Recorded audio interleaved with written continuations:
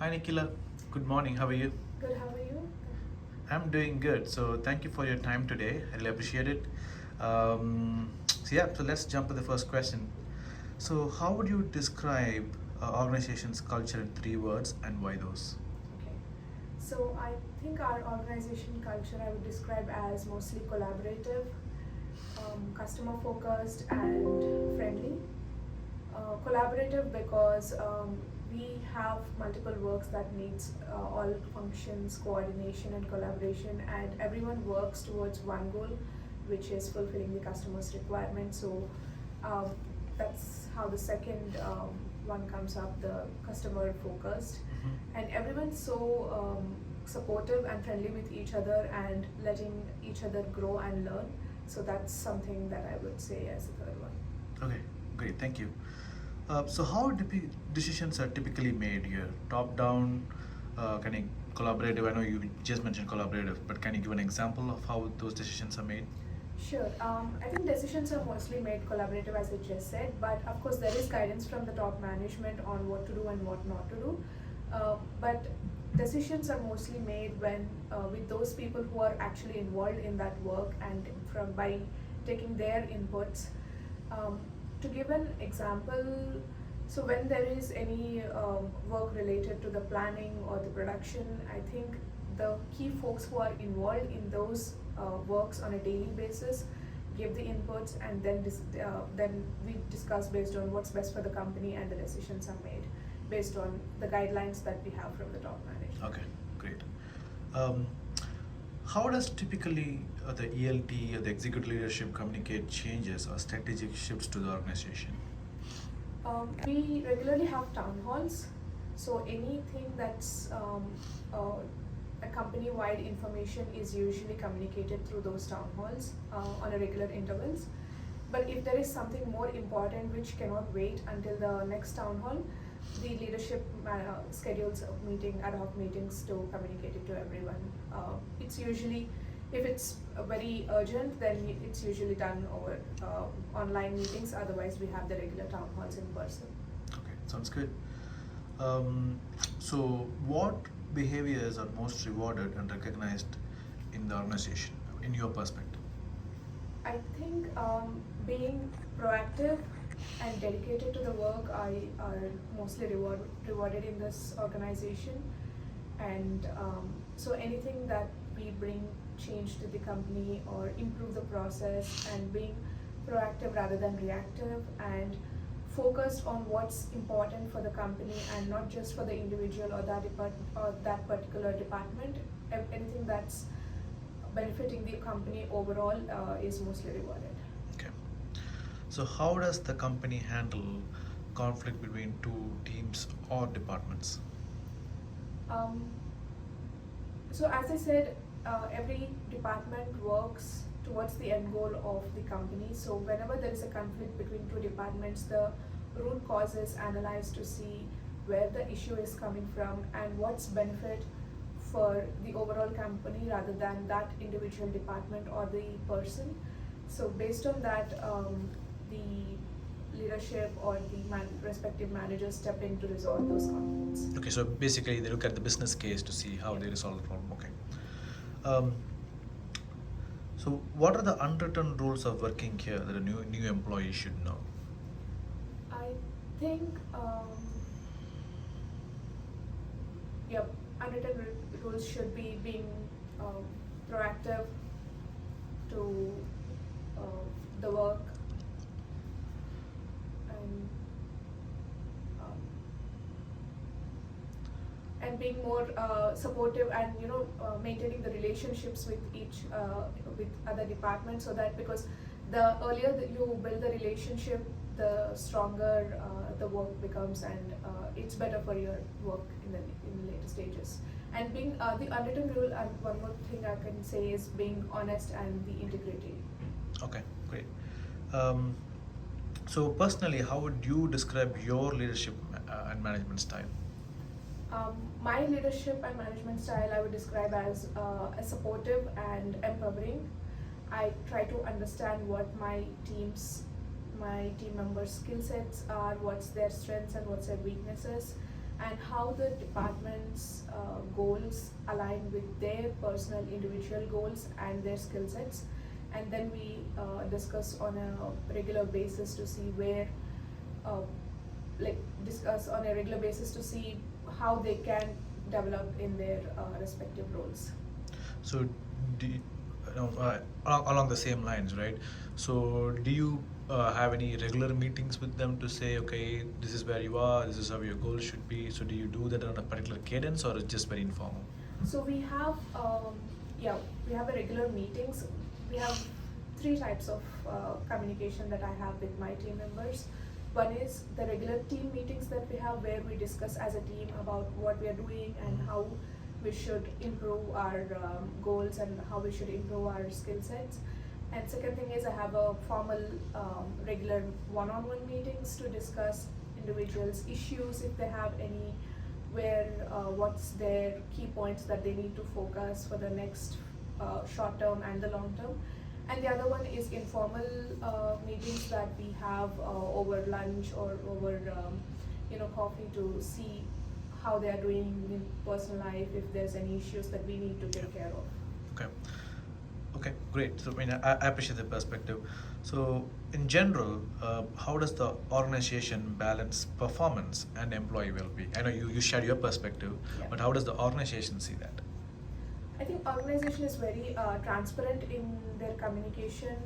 They communicate any changes or anything that's required by employee. If the employee highlights that they have certain things going on in their personal life, so the organization supports that in the best way that's possible.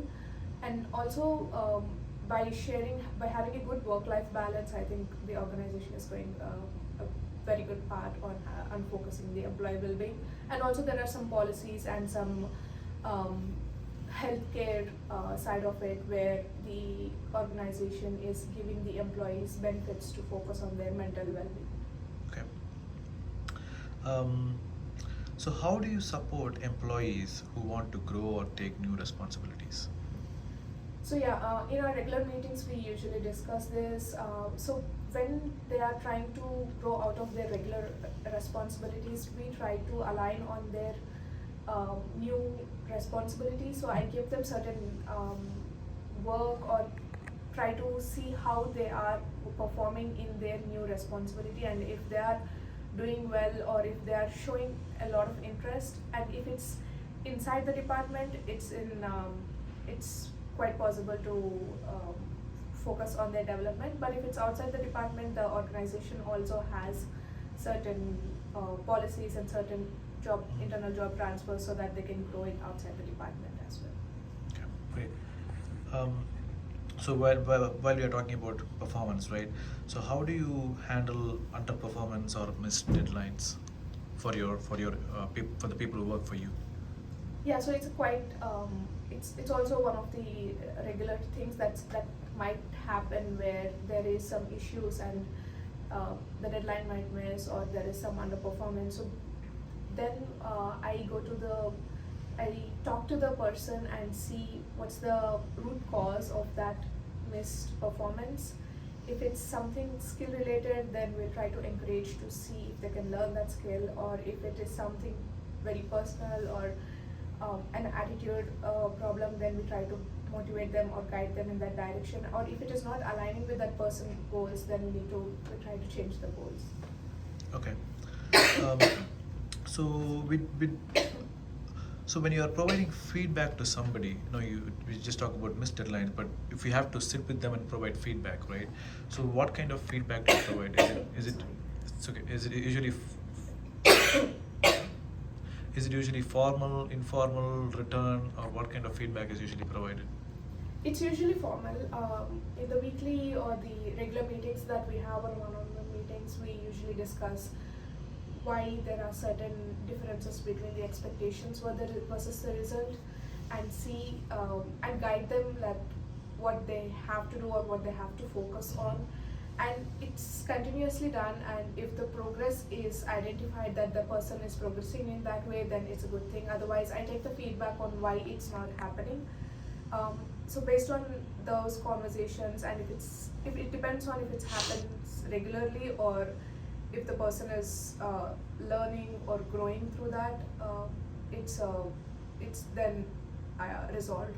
So we have an example where the person came from a very monotonous work background and couldn't take decisions by himself or herself. So we kind of um, try to make him understand that this is how the work is going to be. If we have to grow in the career, what needs to be done, and when we try to tell them what's required for the position and also for the individual's career, I think that's resolved.